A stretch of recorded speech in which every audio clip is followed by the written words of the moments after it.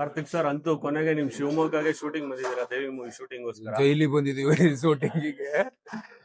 But Devi ಚೆನ್ನಾಗ್ತದೆ shooting, ಖುಷಿಯಾಗಿ ಒಂಥರ ಮಜಾ. ಇದು ನಂಗೆ ಬೇರೆ ತರ ಫೀಲ್ ದೇವಿ ಮೂವಿ.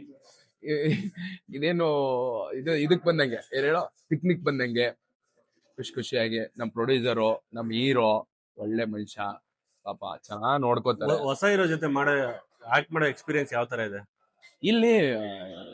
ಇಲ್ಲಿ ಪ್ರತಿ ಸಿನಿಮಾನು ಹೊಸ ಹೀರೋನೇ ಇರ್ತಾರೆ. ಯಾಕಂದ್ರೆ ಪ್ರತಿ ಸಿನಿಮಾದಲ್ಲೂ ಪಾತ್ರ, ನಾವು ಹೀರೋ ಜೊತೆ ಆಕ್ಟ್ ಮಾಡಲ್ಲ, ಪಾತ್ರದ ಜೊತೆ ಆಕ್ಟ್ ಮಾಡ್ತೀವಲ್ವಾ. ಸೊ ನಮಗ್ ಪ್ರತಿ ಸರಿನೂ ಹೊಸ ಅನುಭವನೇ ಇರುತ್ತೆ. ಹೊಸ ಹೀರೋ ಹಳೆ ಹೀರೋ ಆತರ ಏನು ಇರಲ್ಲ, ಎಲ್ರು ಒಂದೇ. ಕಲಾವಿದ್ರು ಆ ಪಾತ್ರನೇ ಹೊಸದು, ಹೊಸ ಪಾತ್ರಕ್ಕೆ ನಾವು ಹೊಸಬ್ರ ತರನೇ ಆಕ್ಟ್ ಮಾಡ್ಬೇಕಲ್ವಾ.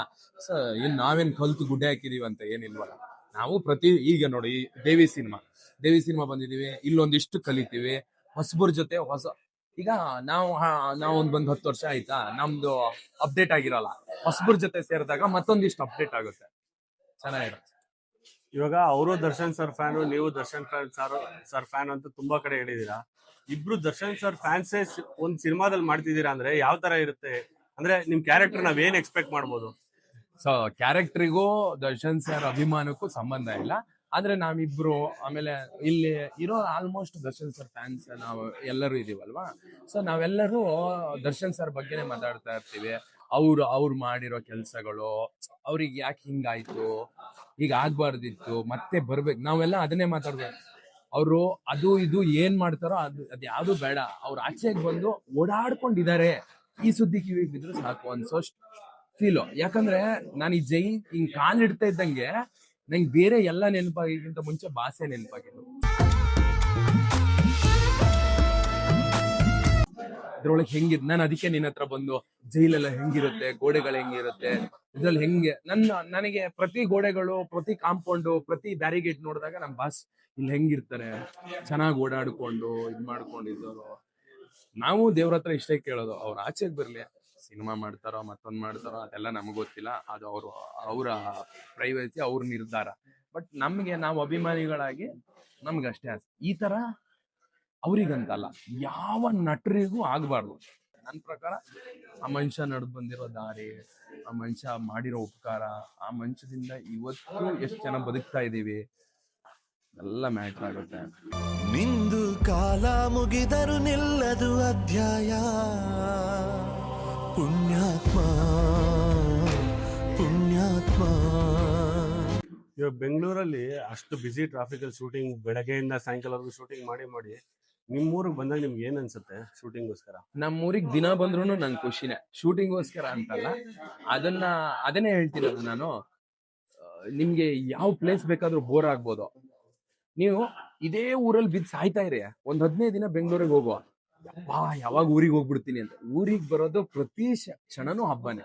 ಅದ್ ವಾರಕ್ಕೆ ಒಂದ್ಸತಿ ಬಂದ್ರು ಹಬ್ಬನೇ, ದಿನ ಬಂದ್ರು ಹಬ್ಬನೇ. ಅದೇನೋ ಒಂದ್ ಬಾಂಧವ್ಯ. ಈಗ ನಂಗೂ ನನ್ನ ತಾಯಿಗೂ ಹೆಂಗ್ ರಕ್ತ ಸಂಬಂಧ ಇದೆ, ನೇಚರ್ಗೂ ನಂಗೂ ಒಂದ್ ಸಂಬಂಧ ಇರುತ್ತೆ. ಅದ್ ಹೆಂಗೋ ಅಲ್ಲಿರೋ ಗಿಡ ಮರ ಎಲ್ಲ ನಮ್ಗೆ ಕನೆಕ್ಟ್ ಮಾಡ್ಬಿಡ್ತದೆ. ಆಲ್ಮೋಸ್ಟ್ ಒಂದು 3-4 ದಿವಸದಿಂದ ಶಿವಮೊಗ್ಗ ಮಡಿಕೇರಿ ತರ ಆಗ್ಬಿಟ್ಟಿದೆ ವೆದರ್. ನಮ್ಮೂರಿಗಿರೋ ಹೆಸರೇ ತೀರ್ಥಹಳ್ಳಿ. ಅದ್ರಲ್ಲೂ ತೀರ್ಥಹಳ್ಳಿ ಬಂದ್ಬಿಟ್ಟು ನಮ್ದು ಶಿವಮೊಗ್ಗ ಇದೆಲ್ಲ ಮಲೆನಾಡ ತವರು ಅಲ್ವಾ. ಸೊ ಮಲೆನಾಡು ಹೆಬ್ಬಾಗ್ಲು, ಮಲೆನಾಡು ತವರು, ಇದ್ರ ತರ ಮಡಿಕೇರಿ ಅವೆಲ್ಲ ಇರ್ತವೆ. ಯಾವಾಗ್ಲೂ ಮಳೆ ಇರುತ್ತೆ, ನಮ್ ವೆದರೇ ಚಂದ. ಏನೇ ಆಗ್ಲಿ, ಕೊನೆಗೆ ಈ ವರ್ಷ 2 ಸಿಹಿ ಸುದ್ದಿ ಕೊಡಿ. ಒಂದು ಬಿಗ್ ಬಾಸ್ ಹೋಗಿ ಅಲ್ಲಿ ಗೆದ್ದು ಬನ್ನಿ, ಬೇಗ ಮದ್ವೆ ಆಗಿ. 100% ನಿಮ್ಮಿಂದನೇ ನಾವು. ನಿಮ್ಗೆ ಹೇಳ್ದೆ ನಾವೇನೂ ಮಾಡಲ್ಲ. ಸೊ ನೀವಿದ್ರೇನೆ ನಾವು. ನಿಮ್ಮೆಲ್ಲರ ಆಶೀರ್ವಾದ ಇರಲಿ. ಬಿಗ್ ಬಾಸ್ ಪ್ರತಿ ವರ್ಷನೂ ಬರುತ್ತೆ. ಈ ವರ್ಷ ಹೋಗ್ಬೋದು, ಮುಂದಿನ ವರ್ಷ ಹೋಗ್ಬೋದು, ನೆಕ್ಸ್ಟ್ ವರ್ಷ ಹೋಗ್ಬೋದು, ಅದು ಸಮಸ್ಯೆ ಏನಿಲ್ಲ. ನಾವಿಲ್ಲಿ ಆಚೆಗೆ ಮಾಡುವಂಥ ತುಂಬ ಕೆಲಸಗಳಿದ್ದಾವೆ. ಸೊ ಅವನ್ನೆಲ್ಲ ಮುಗಿಸ್ಬೇಕು. ಈಗ ಅರ್ಧ ಸಿನಿಮಾ ಮಾಡಿರ್ತೀವಿ, ಪ್ರೊಡ್ಯೂಸರ್ಗಳಿರ್ತಾರೆ. ನಾನು ಈಗ ಹೋದ್ರೆ 3 ತಿಂಗಳು ಅಂತ ಇಟ್ಕೊಳ್ಳಿ, ಇಲ್ಲಿ ದುಡ್ಡು ಹಾಕಿದವ್ರು ಏನು ಮಾಡಬೇಕು?